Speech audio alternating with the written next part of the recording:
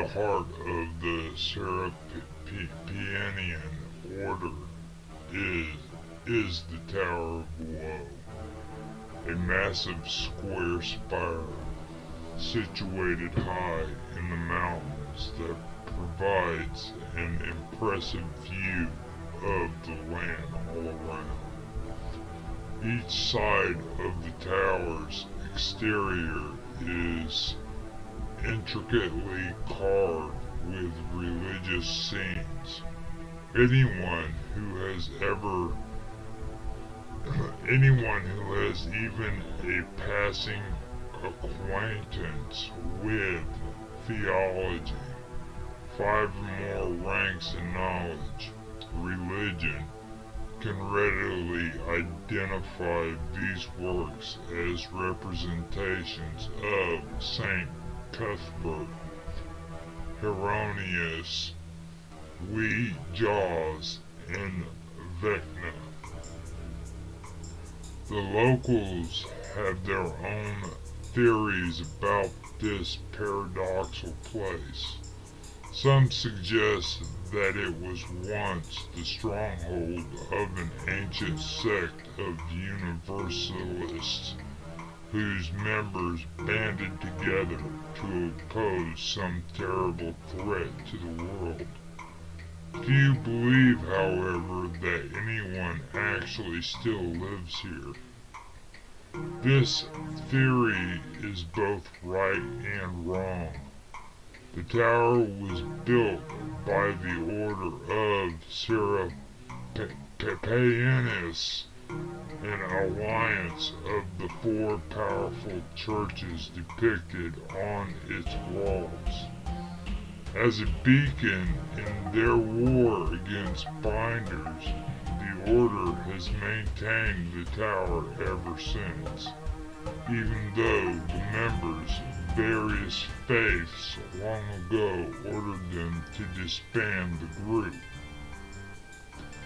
To this day, the Tower of Woe still serves as the center of the Serapionian movement.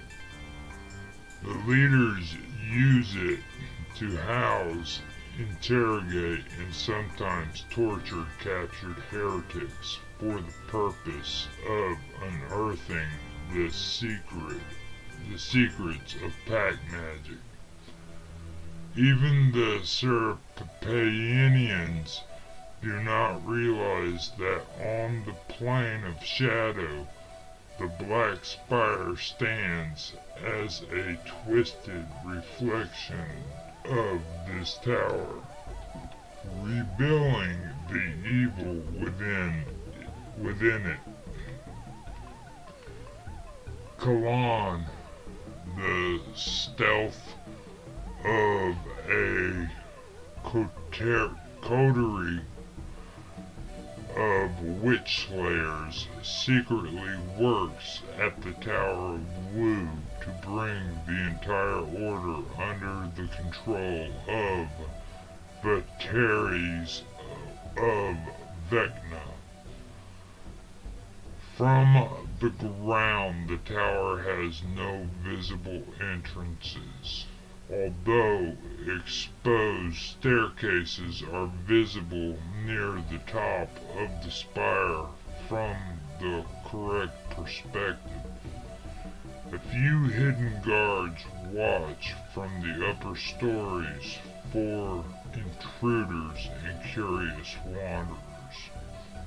A visitor can gain entry through these landings or through a pair of locked secret doors near the structure's base. The secret doors open onto a large hall. 2 rows of columns, each carved to depict a stern warrior dressed in full plate armor and wielding a greatsword, run the length of the room.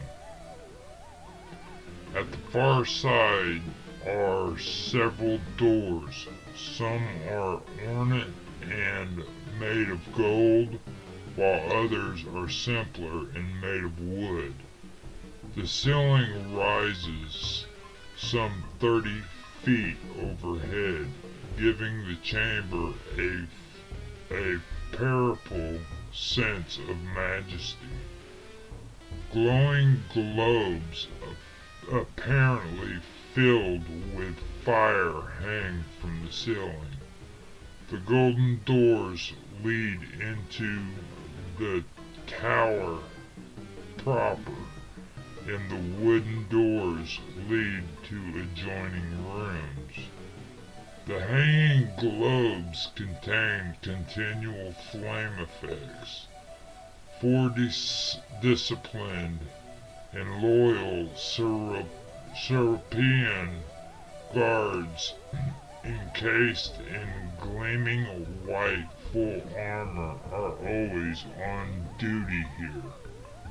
The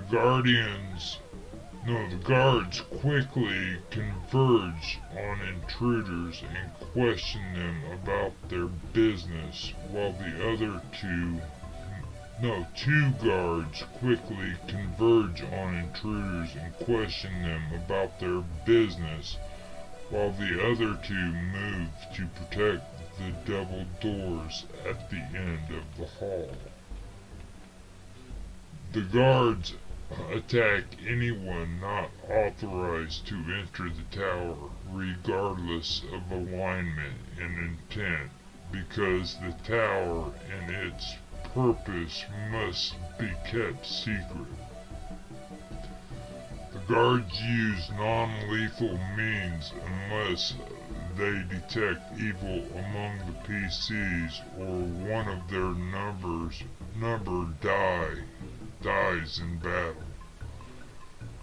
Loud noises, such as combat, spellcasting, or shouting, draw more guards from the barracks and the mess hall.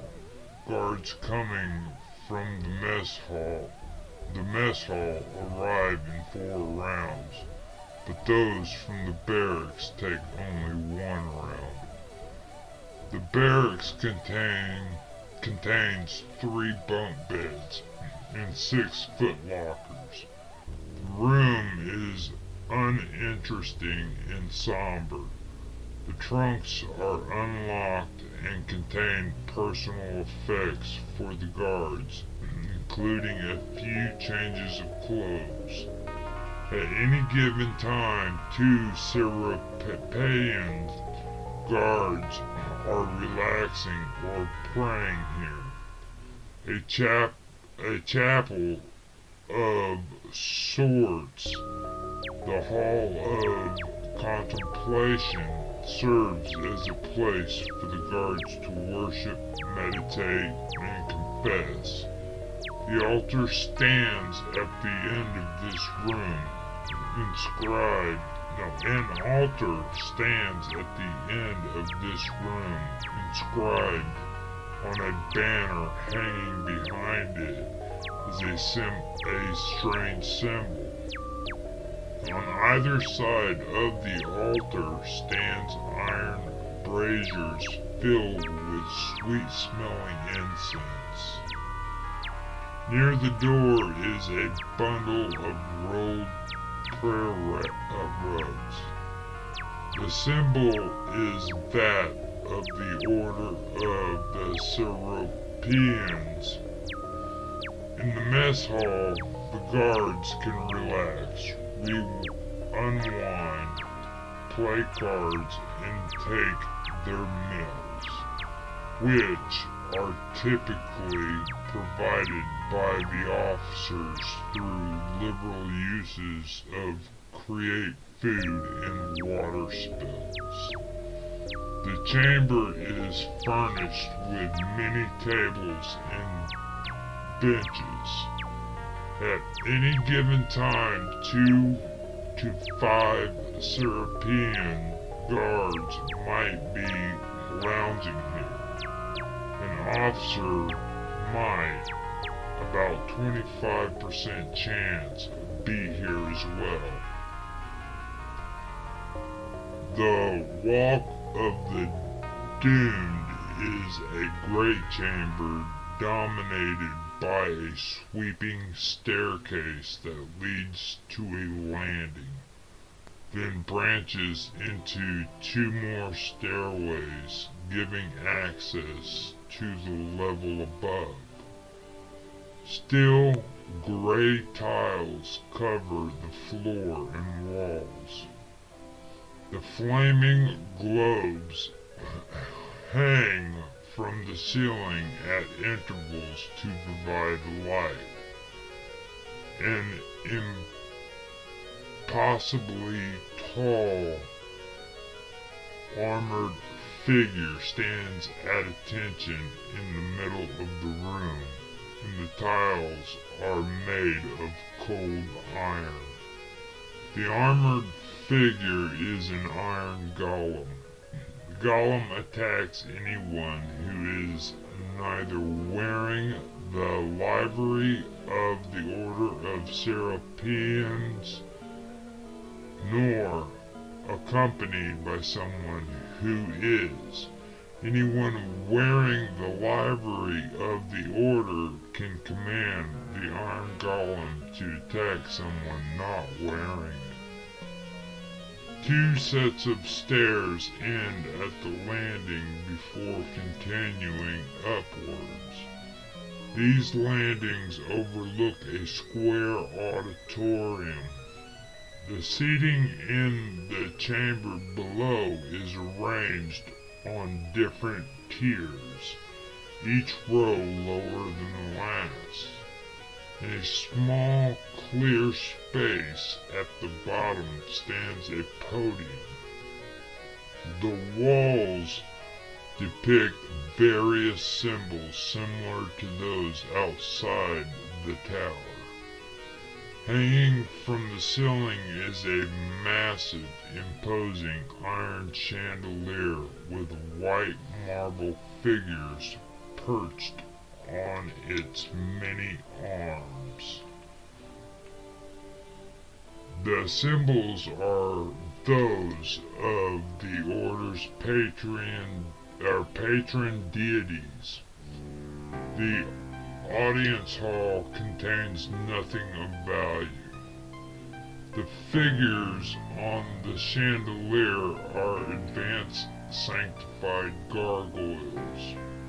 These watchers keep the peace in this chamber and serve as one more defense in case attackers breach the lower areas. They remain perfectly still until they detect intruders. Two staircases continue up, eventually converging on a single landing that connects to a stone hallway ending in yet another staircase. The stench of fear, sweat, and excrement fills the air as if dozens of people were sharing too small a space. A smaller corridor lined with cell doors extend from both sides of the hall. From these small rooms emanate moans of suffering. The Serapians house captives here after breaking their will in the interrogation room. After the questioning and often torture, the Serapians rip the tongues from their captives' mouths to prevent them from calling up vestiges and place them in cells. At any time, these cells house 10 to 40 binders and binder sympathizers of various levels. In addition, the jailer sometimes walks these halls. If the jailer is not present, any loud noise attracts his attention, bringing him here in 1d4 rounds. A chamber serves as the living quarters for the creature known as the jailer. This large chamber is obviously used for storage. Big grain sacks are piled in one corner next to several wooden casks. A pile of old hides stands in another corner. The casks contain water and the sacks are filled with grain. The hides serve as a bed for the room's sole inhabitant. The jailer, a hill giant who forgot his name long ago, has an important responsibility. He must feed the prisoners their gruel, water them, and prevent them from committing suicide. Though he is stupid and evil, he hopes that one day the masters will purify him the way they did the gargoyles and allow him to join their crusade to wipe out the heretics. Maybe he will even become a paladin. For now, though, he's content with watching over his flock. The jailer's main wickedness is neglect. He either forgets to feed the prisoners for days at a time, or feeds them too often. Thus, disease runs rampant through the cells, and the losses are appalling. However, the jailer is serious about his job, even if he doesn't do it well. He walks the hall regularly, and when he isn't there, he listens for and investigates any suspicious noises coming from the cells. The long staircase at the entrance to the square room. This room has a door on either side. Directly across from the entrance is another set of stairs leading up to the next level. The chamber is warm and brightly lit, and a faint scent of sandalwood perfumes the air. This chamber is empty. Each of the doors leading out from this area opens on a hall with more doors lining the outer wall. Each door opens into the private quarters of an officer. All the rooms in this area are identical, bare cells where the officers can spend time in contemplation. 5 officers are in this area at any given time. Select the rooms they occupy at random. Sounds of combat in one room attract the attention of other officers, bringing them to the battle site in 1d4 rounds. Stairs end at an exposed landing. The wind whips across the landing, creating an intense feeling of vertigo. At each cardinal point, another staircase leads to the level above. 4 elite guards patrol this open area. Their first duty is to protect their masters above. The second is to use their vantage point to watch for suspicious people who seem too interested in the tower. These guards are loyal to the Serapians and have gone so far as to cut out their own tongues as part of a special vow to protect what they overhear in the adjacent room. 4 doors give access to this grim chamber of dark stone. In the center of the room is a single wooden seat. Torture devices such as racks, iron maidens, thumbscrews, and more stand ready to provide extra incentive to prisoners. A permanent area of nullifying magic like that of an anti-magic field covers an area 10 feet around the seat. The leaders interrogate their prisoners here, learning what they can about pack magic and its practitioners. Most of the time, the room is empty.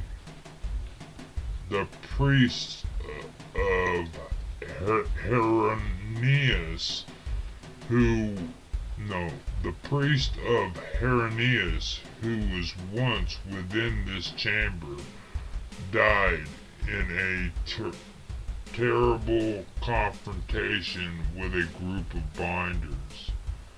Since his death, his room has been left just as it was.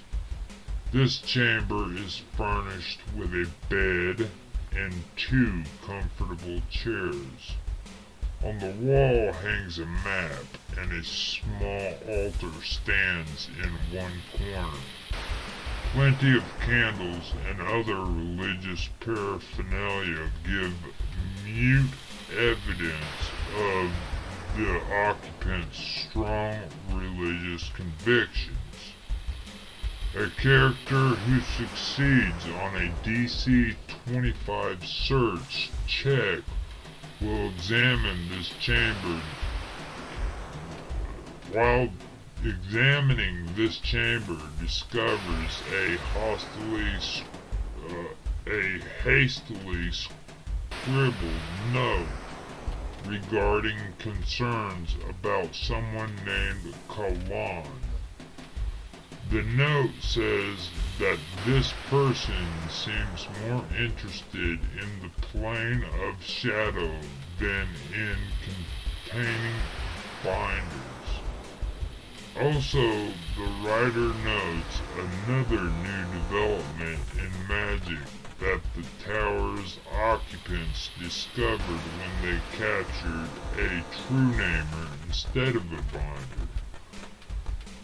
This macabre triangular room has black walls and a black floor. On the ceiling, however, is a mural depicting a beautiful woman surrounded by clinging mists. Corpses caper and dance around her. The room's only furnishings are a bed, a desk, a wardrobe, and a work table. On the table, a corpse lies twitching, its organs exposed to the air. Flies buzz all around the grisly mass. The mural depicts the goddess of death and magic. The zombie on the table was a human binder in life. Iliera, priestess of Jas, spends a great deal of time here exploring the arts of necromancy. She feigns concern for the problems faced by the Order, but in truth, she has little interest in its doings. Her only purpose in dwelling here is to claim the corpses of prisoners and use them to advance her studies. This cold, dark chamber is filled with a putrid odor. The whole room seems unspeakably vile, though it is empty except for a disk of flickering violet energy and a rotten corpse on the floor. The shadows seem alive, flickering and dancing in the periphery of the room. A permanent gate to the plane of shadows is the source of the strangely alive shadows in this room. Kalan, the adherent of Vecna who dwells here, compelled a wizard to create the gate and then murdered him, leaving him to rot where he lay, hence the odor. Occasionally, shadow creatures come through the gate, but they rarely stay for long. Kalan uses the gate primarily to communicate with Christian because he prefers to receive instructions on some neutral ground. Kalan is here 50% of the time. The rest of the time he is on the plane of shadows or elsewhere on a mission.